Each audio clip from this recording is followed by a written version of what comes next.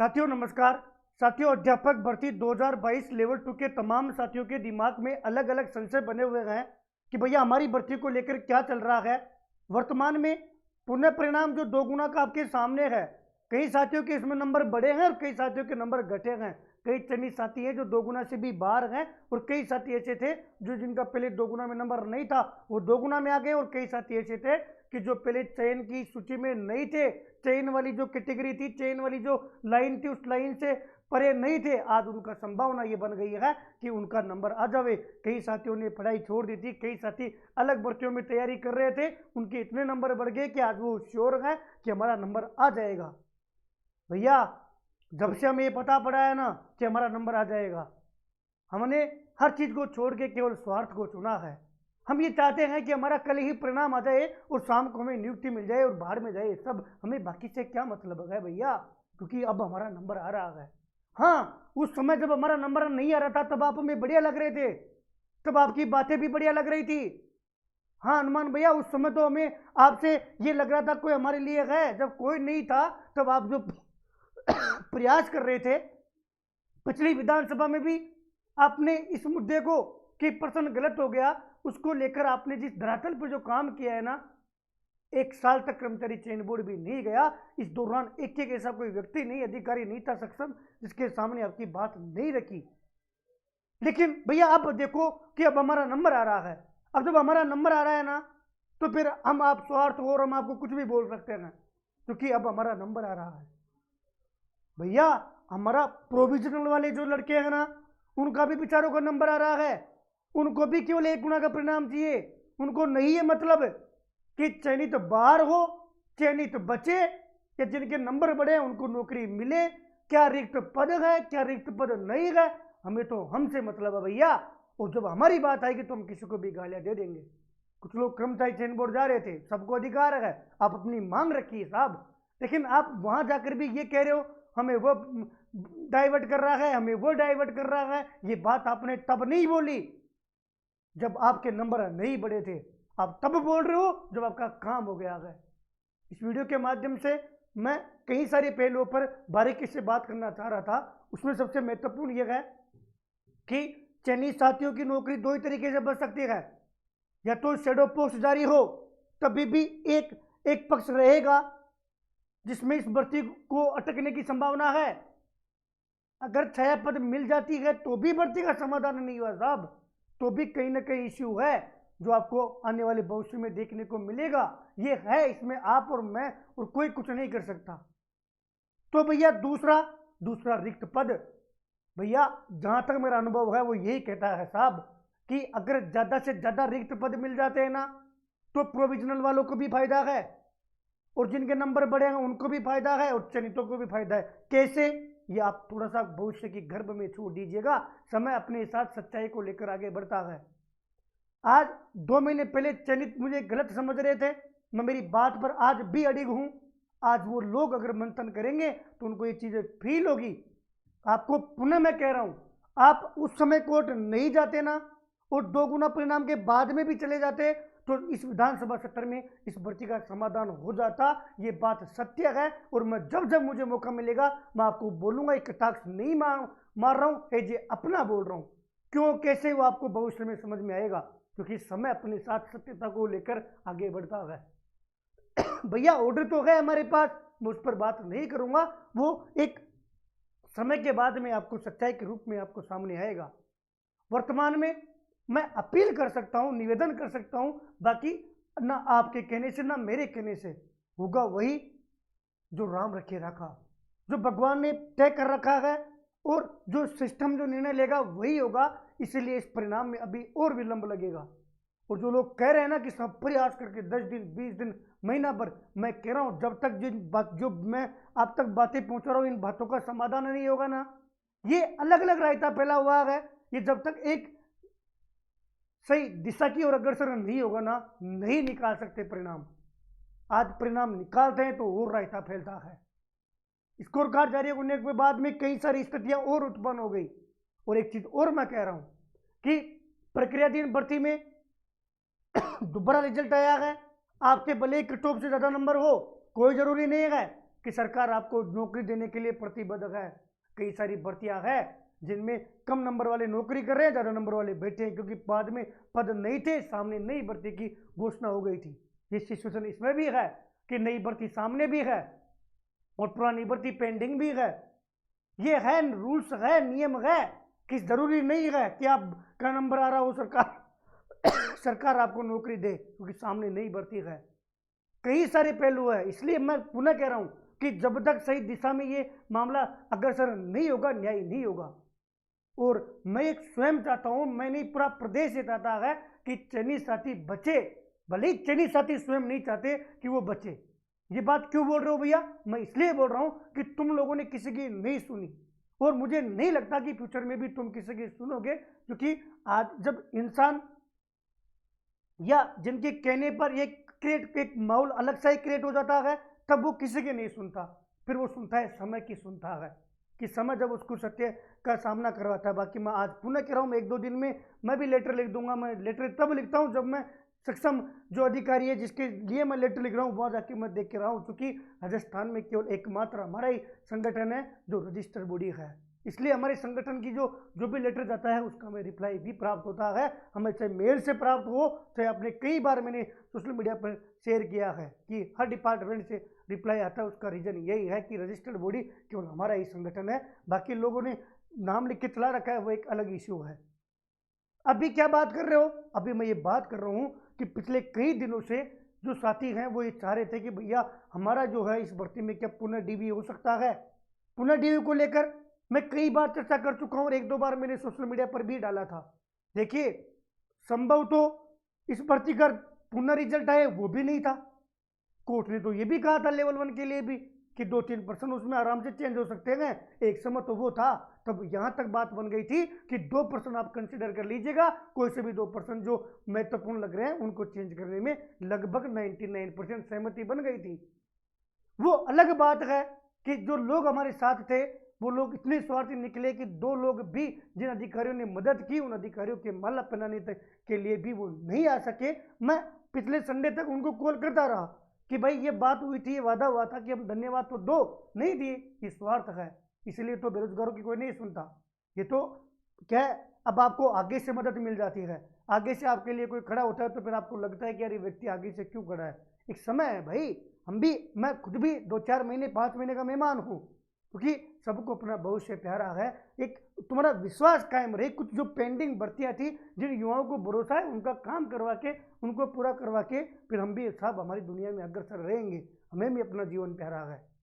क्योंकि ईमानदारी और सच्चाई के साथ आप काम करोगे ना तो आपको निराशा मिलती है, और जो आदमी सही काम करता है ना वो कभी नहीं सुन पाएगा कि गलत चीज़ों का सामना करे।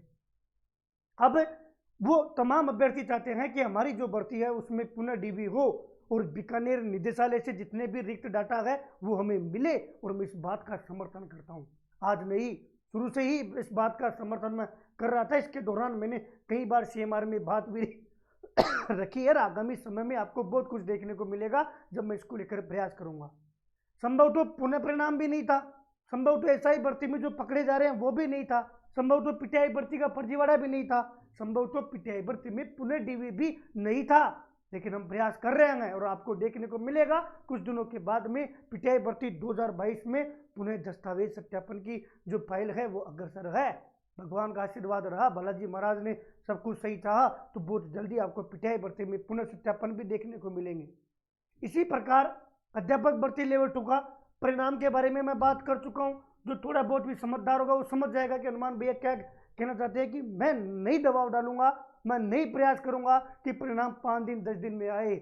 मैं चाहूंगा कि ज़्यादा से ज़्यादा जो रिक्त पद है वो रिक्त पद हमें मिले। क्यों, इसका जवाब मैं लास्ट में दूंगा। मैं चाहूंगा कि ये भर्ती भी पुनः डीवी की ओर अग्रसर हो ताकि जो बैकलॉग के पद है वो मिल जाए। एक बात सोचिएगा, अगर ये सारे केस एक जगह मर्ज हो जाते हैं और लास्ट में अगर मान लीजिएगा कि देखिए भविष्य के गर्भ में है, मान लीजिएगा कि अगर ये निर्णय आ जाता है कि चयनितों को तो आप रहने दीजिएगा और जो अचयनित है ना उन अचयनितों का जितने रिक्त पद है ना उस रिक्त पदों पर परिणाम जारी कर दो। अगर 100-200 पद रिक्त रहे ना तो 200 पदों पर ही परिणाम आएगा। अब उन 200 में से जो नौकरी लगेंगे वो लगेंगे, बाकी चाहे भले ही कट ऑफ से कितने ही ऊपर नंबर हो, आपके भले ही कितने नंबर बढ़ गए हो, फिर आपकी नौकरी नहीं लगेगी। ये नियम है। मान लीजिएगा 500 पदों का ऑर्डर आता है कि सब रिक्त पदों पर निकाल दो। 500 पद हुए तो 500, 2000 पद हुए तो 2000, 2500 पद हुए तो 2500। इसलिए ज्यादा जो है प्रोबेबिलिटी बन जाती है कि रिक्त पदों पर जोर दिया जाए। इससे चयनितों को तो फायदा ही है, और मैं ये कहूं ना तो सबसे ज्यादा फायदा चयनितों को है कि भाई साहब जितने ज्यादा रिक्त पद आएंगे। आप कह रहे हो शेडो पोस्ट, मैं कह रहा हूं शेडो पोस्ट से भी नहीं सुलझेगा मामला, और रिक्त पद इससे सुलझ सकता है, क्योंकि हो सकता है कि फाइनल निर्णय आपको यही देखने को मिले। कंप्यूटर अनुदेशक की भर्ती थी 2022 की, सेम पैटर्न था, रिजल्ट आया 6000 लोग नौकरी लग गए। बाकी 1% चेंज होता है, 1% जो चेंज हुआ ना, उसके बाद में क्या हुआ कि जो सिलेक्टेड थे उनका रिजल्ट नहीं निकाला गया, और जो असेलेक्टेड थे उन तमाम अभ्यर्थियों का रिजल्ट निकाला गया। उस समय मिनिमम जो कट ऑफ थी या फिर मिनिमम पास होने के लिए 40 और 35% का नियम था, तो जिनके 40% बन रहे थे 40 ही कट ऑफ गई थी कि जिनके मिनिमम नंबर आए, तो उससे ऊपर जो चयनितों में आए ना उनका सिलेक्शन हो गया, 500 प्लस थे, 500 को नौकरी मिल गई। और यही चीज इसमें भी हो सकती है। हालांकि स्कोर कार्ड अगर चयनितों का जारी नहीं होता ना, तो ये चीजें मैं जो बोल रहा हूं इसकी संभावना और ज्यादा प्रबल हो जाती। अभी वो हो गई, लेकिन फिर भी जहां तक जो मेरी टीम है, जहां तक मैं समझता हूं, मुझे इसका एकमात्र यही विकल्प देखने को मिल रहा है कि अगर सिलेक्टेडों को बचाया जाता है तो फिर ये ऑर्डर या फिर इस और मामला अग्रसर हो सकता है। अगर या तो सिलेक्टेडों को बाहर कर दो और जो अंदर आ रहे हैं उनको अंदर ले लो, अगर यही सिस्टम करना होता तो इस भर्ती का समाधान कब का हो गया होता। और अगर सिलेक्टेड ये सोच रहे हैं कि हमारे पास ऑर्डर है, तो आपकी ये गलत फहमी है, वो अंतरिम ऑर्डर है, अंतिम ऑर्डर नहीं है। उसके ना किसी सामने वाले ने पक्ष रखा है, ना उसमें कोई ऊपर दूसरी पार्टी की तरफ से सुनवाई हो रही है। मैंने पहले भी कहा था जिस दिन उसकी सुनवाई होगी ना, आप वहां से टर्मिनेट होंगे और वो पिछले केस एसबी में आएगा। ये बात मैं पहले ही आपको बोल चुका हूं, क्योंकि आपको सब चाहते हैं कि आप बचो। वो अलग बात है कि आपके कुछ लोग हैं जो संकीर्ण मानसिकता के लोग हैं, वो आप बेल मुझे मार, कई लोग होते हैं साहब, पांचों उंगलियां बराबर नहीं है। उन लोगों की वजह से कभी कुछ हो जाए तो भगवान धनी है, उनकी भी रक्षा करे, सबकी रक्षा करे। बाकी जो इंसान है ना, वो इंसान यही चाहता है कि भाई साहब किसी की भी गरिमा भिन्न नहीं हो। आप नौकरी करो, हमें पता है भाई, मेरा भाई होता, मेरी बहन होती, मैं खुद होता या कोई और होता तो नहीं बर्दाश्त कर सकते साहब। हाँ, हमें गलत तरीके से नौकरी प्राप्त की है ना, तो आप हमारे ऊपर कार्रवाई कर सकते हो। ऐसे गलती बोर्ड की, मैं कह रहा हूं आपकी गलती नहीं है, आपको सजा क्यों? इस कलयुग में भी इतना भी जो है इंसाफ नहीं होना चाहिए कि साहब हमारी गलती नहीं है। 17 महीने से हमने सपने देखे, वो सारी बातें मैं भावनात्मक रूप से नहीं शेयर करूंगा, आप सब समझते हो। महत्वपूर्ण बात भैया, रिजल्ट की बात समझ में आ गई। भैया रिक्त पदों के डाटा के लिए कुछ किया? बिल्कुल किया। कई बार अभ्यर्थी बीकानेर गए, कई बार शिक्षा संकुल गए, और पूरी टीम काम कर रही है। कौन सी वाली? जो रिक्त पदों के लिए टीम काम कर रही है। उस टीम का क्या नाम है? उस टीम में से ये तमाम साथी जो मुझे मिलते हैं, ये तमाम साथी जो बार बार बेचारे चिंतित रहते हैं। ये शेर सिंह भाई है, कहाँ से है क्या मैं ज़्यादा नहीं पता, लेकिन मैंने इनको कई बार देखा है, मैं मिला हुआ हूँ, कई बार इन्होंने राय लिया, और व्यक्तिगत अच्छे इंसान है।